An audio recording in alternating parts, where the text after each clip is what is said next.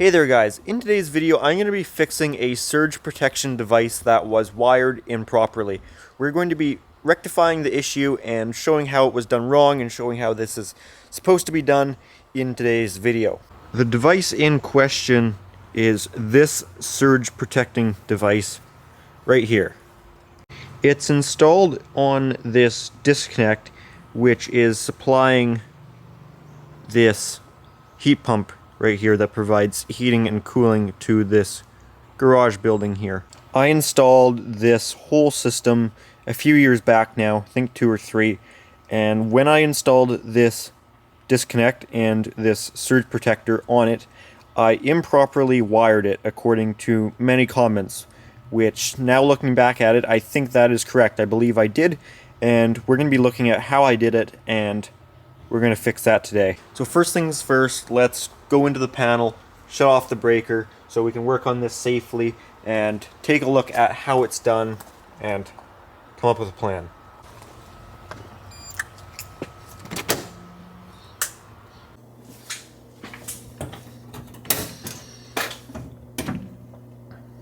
So heat pump here, breaker number 6. There we go. And I did hear that the unit did shut down. As you can see, it is no longer displaying anything on there. That disconnect does have a lock on it, so I'm going to grab the key to that padlock so we can remove that.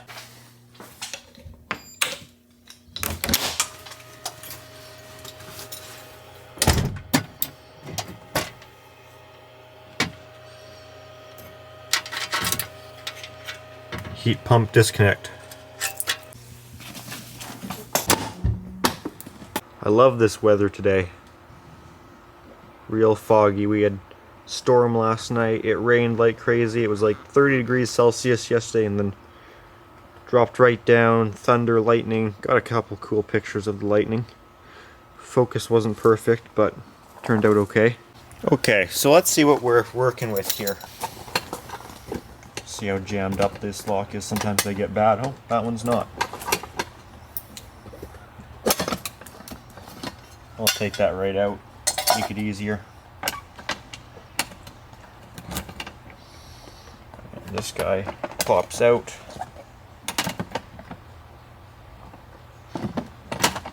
We already do have the breaker turned off, but we can turn that off too.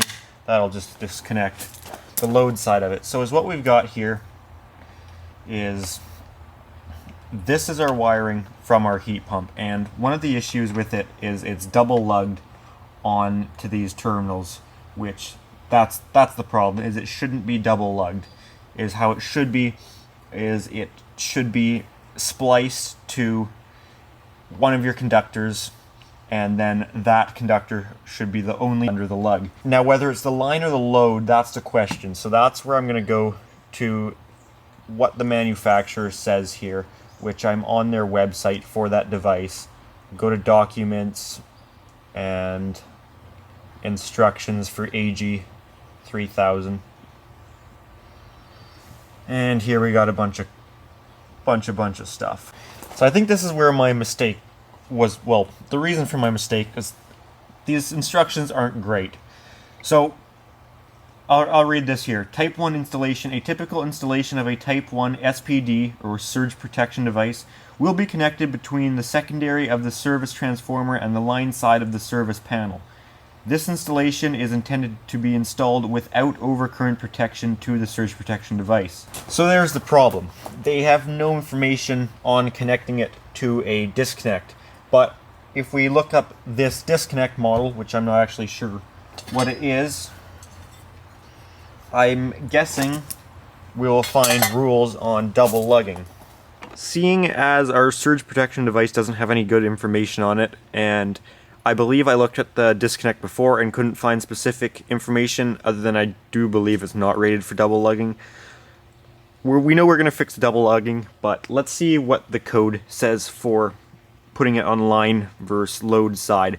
I'm going to take a guess already and say they probably say manufacturer's specification.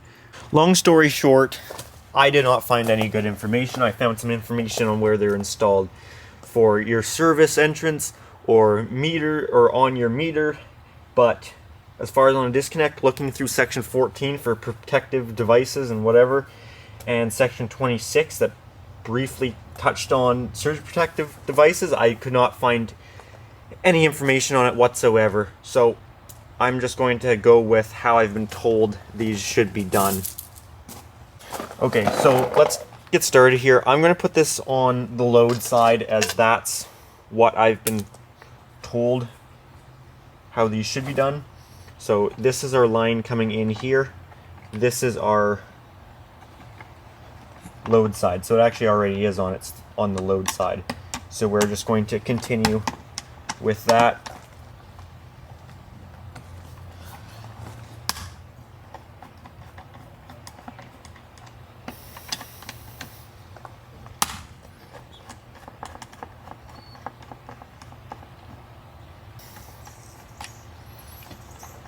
See, I do have some anti-ox paste on there,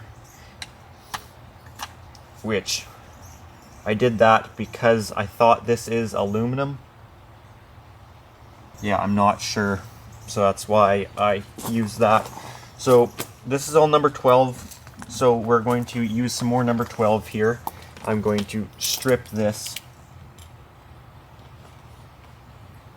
And as what we're going to do is we're going to tie this into our disconnect, and this is our load side, and that's going to get pigtailed to this here.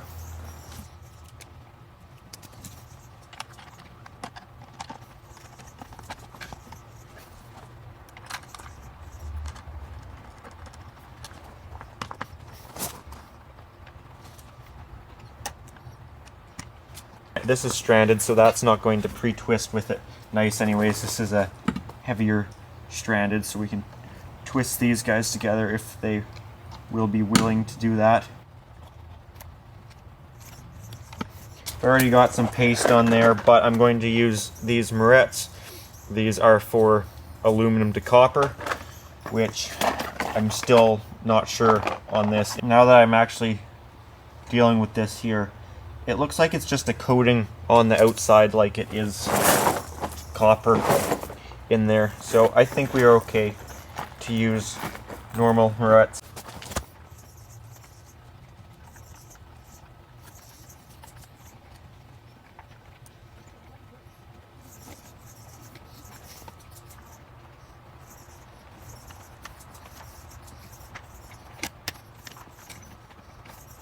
Okay, now we'll do the same thing with this other side here.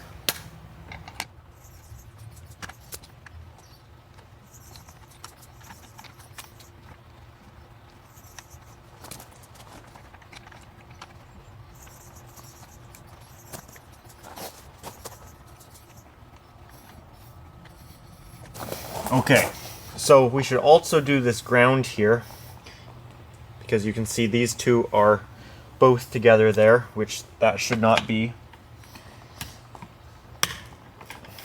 Apparently the whole thing wants to turn on us. Get that straightened out.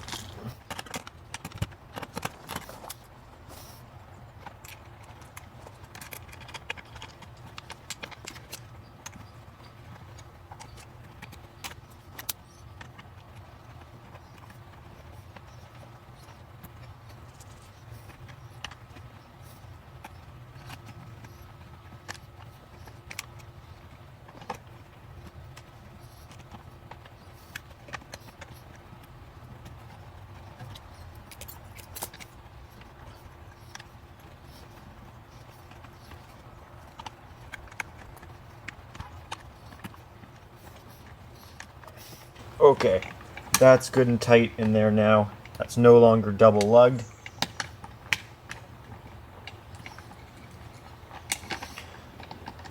So there we go. I believe that is how we are supposed to do that now. 3 years later, that is now fixed.